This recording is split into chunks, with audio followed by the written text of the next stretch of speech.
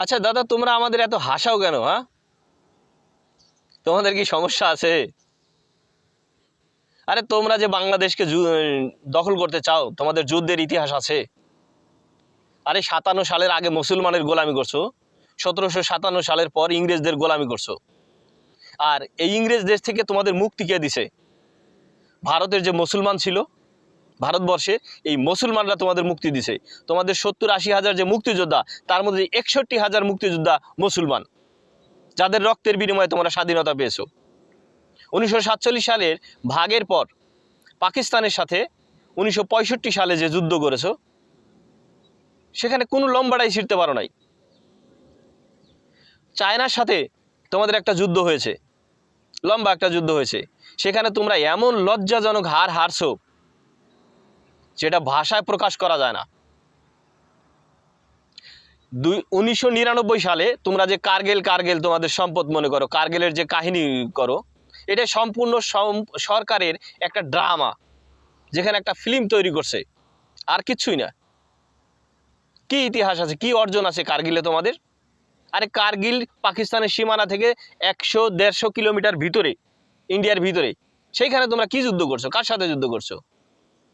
যখন তোমরা প্রোপাগান্ডা করছো, গুজব ছড়াইছো যে পাকিস্তানের সাথে যুদ্ধ করো, ঠিক সেই মুহূর্তে যখন পাকিস্তান নড়ে চড়ে বসলো যে তোমাদের সাথে যুদ্ধ করতে হবে, তোমাদেরকে থামাতে হবে, ঠিক তখন তোমাদের রেকর্ড দেখো, তোমাদের দেশে যে আর্মি যাদের নিয়ে বাহাদুরি করো না, এ শালা সব কায়ের বুজদিল। একসাথে 42,000 সৈনিক ছুটির আবেদন করেছিল, তারা যুদ্ধে যেতে চায় না, যুদ্ধে ভয় পায়। কি অবদান আছে তোমাদের?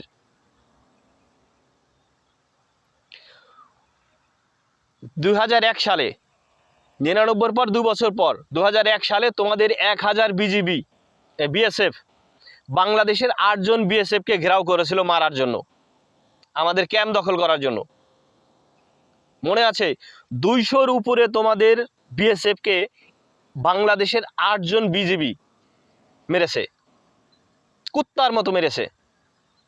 লম্বাটা ছিঁড়তে পারছো? বাংলাদেশ সরকার তোমাদের মাত্র 17টা লাশ ফেরত দিয়েছে, আর বাকি অর্ধেক চাপামাটি দেওয়া হয়েছে, আর অর্ধেক তোমাদের সেনাবাহিনীরা যখন লেজ গুটিয়ে পালিয়ে গিয়েছিল, তখন ওই ওদের ঘাড়ে করে নিয়ে দৌড়াইছে। এর চেয়ে লজ্জার আর কিছু আছে? আর তোমরা সেই ইতিহাস নিয়ে আসছো বাংলাদেশে, বাঙালিদের সাথে যুদ্ধ করছে বাংলাদেশ দখল করতে।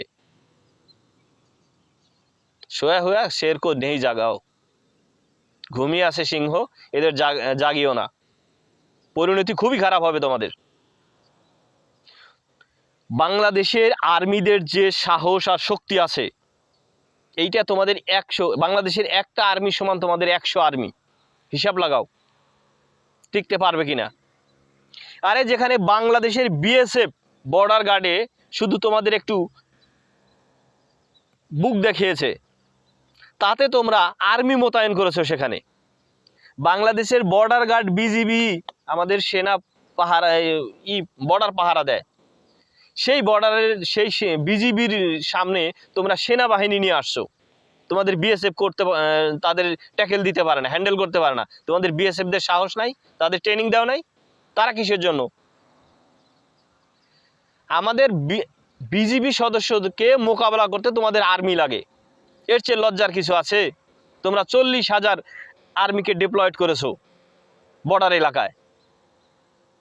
আরে মণিপুরে 7 দিন হয়ে গেল রকেট হামলা হচ্ছে, ড্রোন হামলা হচ্ছে, বোম মারছে, সেইটা তোমরা ইন্টেলিজেন্সটা তাদের ধরতে পারতেছো না। তোমাদের ইন্টেলিজেন্ট এত দুর্বল, কে করতেছে, কি করতেছে, কোন গোষ্ঠী করতেছে, আর তোমরা আসো আমাদের দেশের সাথে যুদ্ধ করতে। দাদা একটা পরামর্শ দেই, শোনো।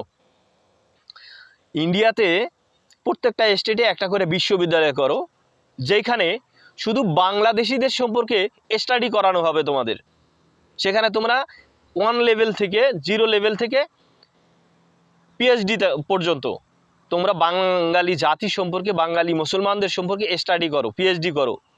এই জাতি কোথা থেকে আসছে, কোথা থেকে উৎপন্ন হয়েছে, এদের ব্যাকগ্রাউন্ড কি, ঠিক আছে? তারপরে ভাইবো আমাদের সাথে যুদ্ধ করার জন্য। তোমাদেরকে আমরা লম্বার মাথাটা ভয় পাই,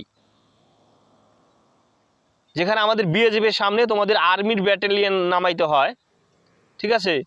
আর সেই শালারা আসে আমাদের সাথে যুদ্ধ করতে। তোমাদের আর্মির মতো ভীতু আর্মি এই এশিয়া মহাদেশে নাই, আর তোমরা আসছো আমাদের সাথে যুদ্ধ করতে। ফালতু বেচাল বাদ দিয়ে দাও, ভালো হয়ে যাও।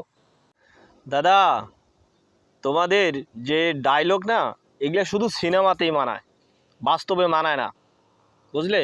তোমরা সিনেমা বানাতে পারো, অনেক হেভি হেভি সিনেমা, ওয়েটের সিনেমা বানিয়েছো, যেখানে দেখাইছো যে ভারতের আর্মি এই করতে পারে, ওই করতে পারে, লম্বা ছিঁড়তে পারে। তোমাদের মতো বুজদেল কায়ের এইরকম আর্মি দিয়ে তোমরা কখনোই সাহস করো না, শুধু নিজের ক্ষতিটা টেনে নিয়ে আসবে।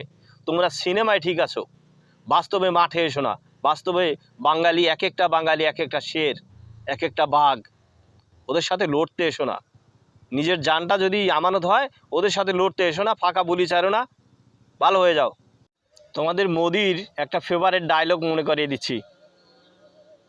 মোদির ডায়লগ হলো কি জানো? যে যুদ্ধ নয়, বুদ্ধ ঘরে যাও। মানে মোদি যুদ্ধ করতে চায় না, বুদ্ধ ঘরে যায় ইবাদত করতে চায়। এই হলো তোমাদের নীতি। সাহস নেই, তোমরা কাপুরুষ, ভীতু জাতি। অতএব বক বক করো না। তোমরা যদি বেশি ছেড়খানি করো, তাহলে যুদ্ধ তোমাদের করতে হবে না, আমরা যুদ্ধ করবো তোমাদের সাথে। তখন পারলে ঠেকিও।